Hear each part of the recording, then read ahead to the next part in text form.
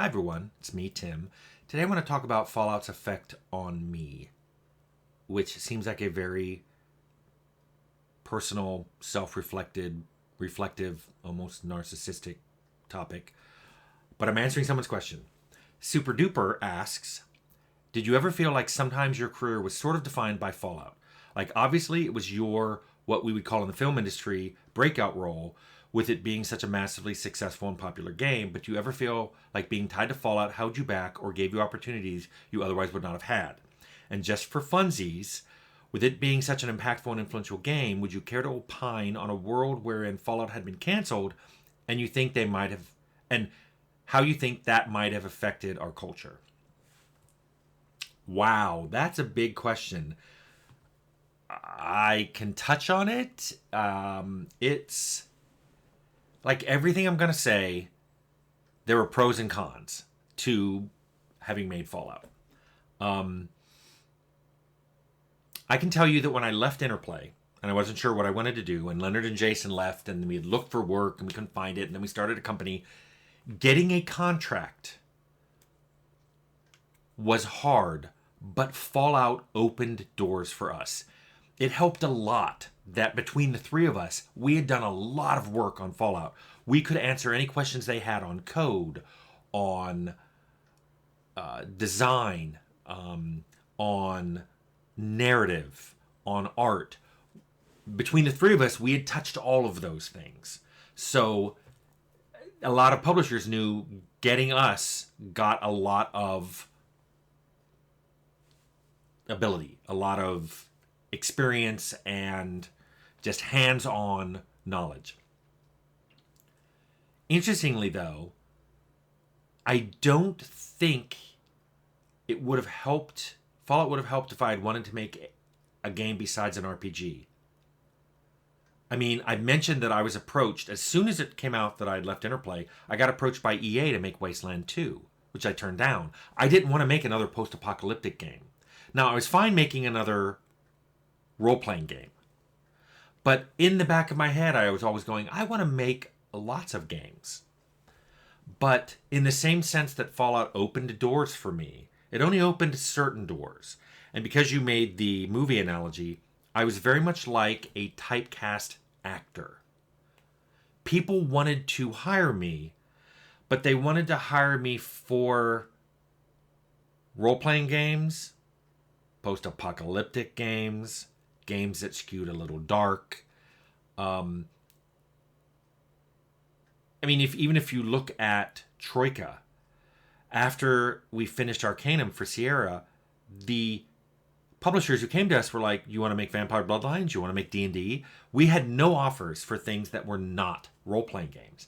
Especially now that Fallout and Arcanum were kind of on our resumes, people were like, well, these are the RPG guys. And I mean, there's far worse things that could have happened in my career than to be labeled an RPG guy, because I loved RPGs and I loved making RPGs.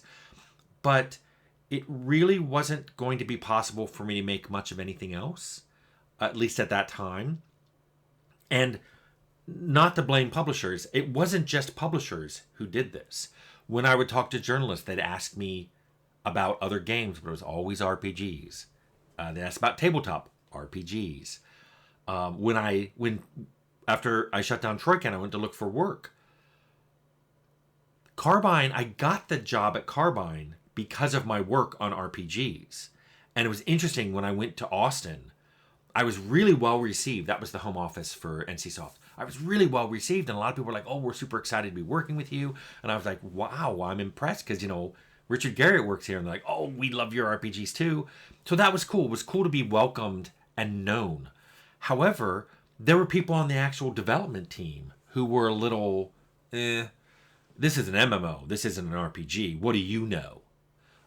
So it was an odd give and take with things like that.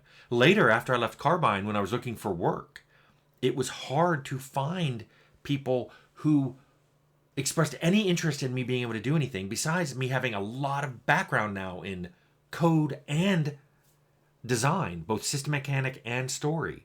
People assumed, well, don't you want to be doing an RPG? When I remember being at one company, I mentioned this in my video on ageism, and they basically said, well, why do you want to work here? And I'm like, I love your game, and a lot of my skill set is directly applicable to the game you're making, even though it wasn't, an RPG per se. So just trying to get into action RPGs, that door was kind of closed to me because people were like, well, I don't think you'd really understand how to make an action RPG. And I'm like, I have a really good RPG foundation. The step to making an action RPG, I more than anyone, I think I'd understand what the difference would be. But that wasn't what happened. So it, if you even want some idea, I have a video that I made months ago, a year ago, I think, where I had insomnia. So I started showing off the toys I was making. Those toys are nothing like the games I made. One of them's a space combat simulator. It's not an RPG. It's not a fantasy game. It's not post-apocalyptic. It's just a space combat sim. And I loved making it. It was one of my favorite games was Star Raiders. So my ideas for IPs include RPG ideas. In fact, tomorrow for Friday Fun Day, I think I'm going to come up with I'm going to talk about an IP. IP idea. I was just looking at in here because I'm like, ooh, I'm not going to do that, but maybe someone else will make it. But I've got a lot of ideas for things that aren't RPGs or are for system mechanics or settings that don't have to be used in RPGs. But I think after Fallout, some of those doors were closed for me. And I'm not saying I might have been able to get into them with as much effort as someone who didn't have any experience. But I think some of them were a little more forcefully closed for me. Like they would rather hire someone with no experience than someone whose experience seemed not applicable to the game they were making, if that makes any sense. And I never quite understood that because when I couldn't find people whose experience were exactly what I needed, I would broaden it out and go, well, this guy hasn't programmed RPGs, but he's programmed games. Boom. This person hasn't written stories for RPGs, but she's written stories for games that weren't role-playing games. Boom.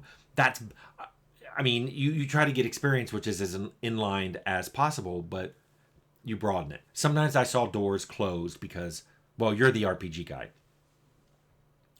Now, Super Duper had an interesting question that he ended up with, which is asking about a world without Fallout.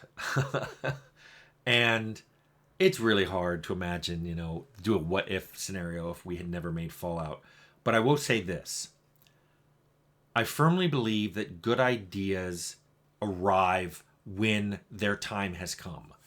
So I think games like Fallout would have been made even if Fallout hadn't been made. And by that I mean I think games that were more skill-based rather than class-based, games with lots of choice and consequence, games with a mix of darkness and humor, all the stuff that you may like about Fallout. I think that would have been made anyway, even without Fallout. Maybe it would have been made in a couple years. Maybe it would have been made in 10 years. But I think it would have come eventually. So I think while Fallout did have a big effect on games, I think the effects would have happened anyway because their time had come. And lastly, let me just say, look at this channel. I think a lot of people originally came to this channel because they knew about Fallout. They came for Fallout. They came for the Fallout stories. They came for discussion about Fallout, how it was designed and coded. But then they ended up staying because they discovered I made other games. And I had other stories and other experiences. And it kind of, you see people sometimes say that, like, oh, I didn't know you made Tyranny. I didn't know you worked on Bloodlines. So I think people discovered there was a lot more to me than just Fallout. But Fallout's what got them here. And I think the same thing happened in my career later on. People originally saw me as the Fallout guy, but then discovered, hey, there's a lot more to this guy than just Fallout in terms of games, but in terms of other things like chocolate and cooking and other things. So that was my long answer. My short answer is Fallout, being known for making Fallout, opened many doors for me and closed a few too. And I think the world would be fundamentally the same without Fallout. I think the essence of Fallout, there'd be a little diminishment for not having that essence of Fallout in the world. But I don't think there'd be a substantially different tack that the game industry would have taken. And super duper, I hope that answers your very good question.